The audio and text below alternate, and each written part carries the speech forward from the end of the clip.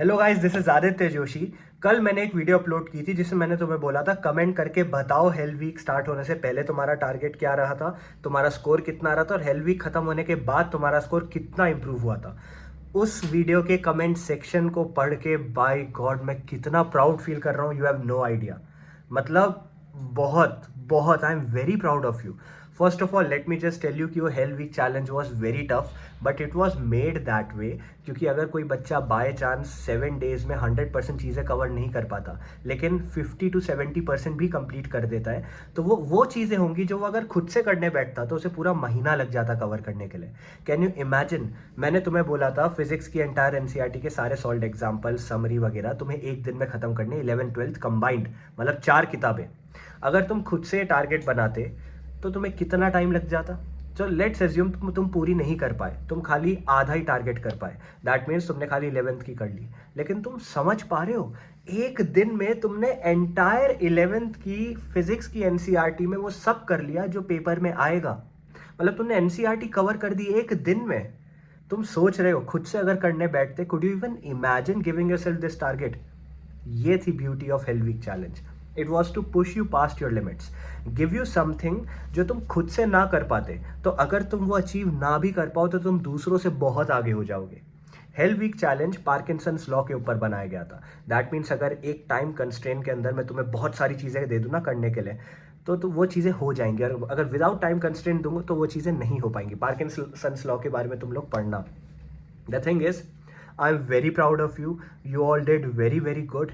और उस comment section में जाके देखो, वो बच्चे जिन्होंने अब हेल वीक चैलेंज चालू किया, लेट चालू किया, वो बच्चे आर द ट्रू टेस्टमेंट कि ये वर्क करता है ना। बहुत सारे लोगों ने मजाक बनाया, बहुत सारे लोगों ने टारगेट किया, बहुत सारे लोगों ने बोला बच्चों को मैनिपुलेट किया जा रहा है। भाई बातों से क्या होता है, रिजल्ट देखो ना। एक्चुअली ये चीज़ अगर वर्क कर रही है तो why would students not do it, है ना। और अगर कुछ भी करने से what do you have to lose, सबसे पहली बात तो समझ आ रहा है।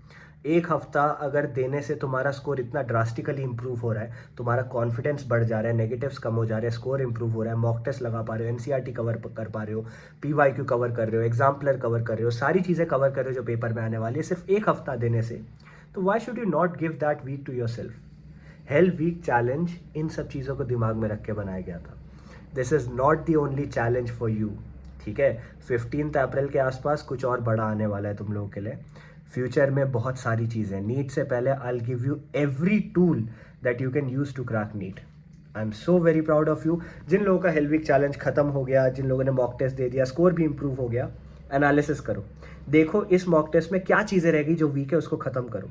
सेकेंडली, जेई मेंस के पीवाईक्यू करो। जेई मेंस का इस साल का पेपर जो था उसकी स्पीड सॉल्विंग देखो। फिजिक्स के बैक एक्सरसाइजेस पे अटैक मारो, और अब जितनी ज़्यादा क्वेश्चन प्रैक्टिस कर सकते हो करो। सेकेंडली, आई वुड सजेस्ट कि यार अब तुमने काफ़ी कुछ कर लिया है, तो अब तुम क्या करो, जितने frequently full syllabus mock test लगा सकते हो ना लगाओ। एवरी ऑल्टरनेट डे का तो ट्राई करना ही करना है। इसके अलावा काफ़ी सारी न्यू चीज़ें तुम्हारे लिए आने वाली है, तैयार रहना। मैंने क्या बोला था? We will survive hell week, we will crack NEET 2024। तो हम एग्जैक्टली वही करने वाले हैं। I am very proud of you, I am so happy भाई। मुझे नई एक्सपेक्टेशंस थी कि इतने सारे लोग जुड़ के एंड तक ये चीज़ करेंगे, एंड तक साथ देंगे। I was ready to give my 100% अगर एक बच्चा भी डिटर्मिनेशन दिखाए, लेकिन इतने हजारों बच्चों ने दिखाई। भाई it is above my expectations. You all made me so proud, ठीक है। I am very happy, we will crack NEET, याद रखना, you will crack NEET. Thank you.